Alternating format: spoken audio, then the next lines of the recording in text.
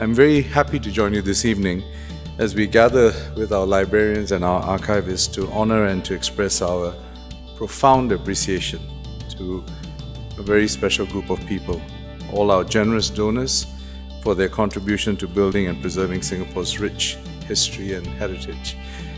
Our libraries and archives are constantly seeking to grow their repository of books and archival materials.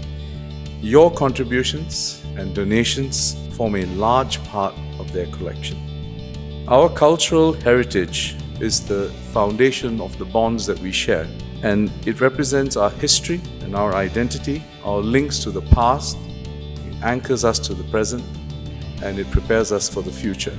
So I want to conclude by expressing our profound appreciation to all of you for your support, your donations, and we look forward to continuing to working closely with all of you and the community of Singapore to preserve our rich heritage. I hope that the books I've donated to the NLB will be used by scholars. If at one point in the future some scholar would come into the NLB looking for a particular book that she or he could not find but happens to find it here, and if that book happens to be one of the books that I've donated to the NLB, then I would like to say thank you. Thank you to that scholar because you've made my collection worth the effort. And if there's a debt that you owe, it is not to me, it is to such institutions like the library, like the museum, that are the custodians of the wealth of the nation. And so thank you for reading these books. And if you are indeed grateful, then do please pass it forward.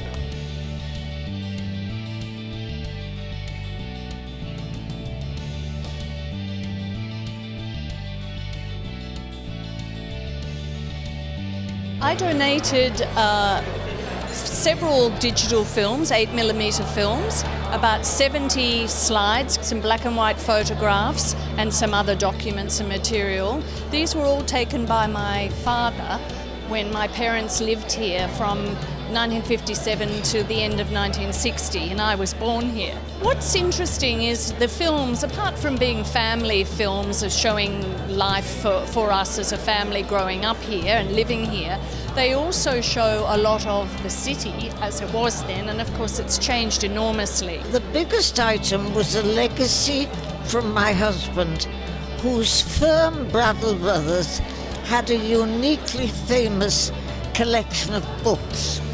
And my husband left this in his will to the National Library. Ironically, he worried that the library wouldn't accept it, so I'm so glad in his memory that the library was happy to accept it.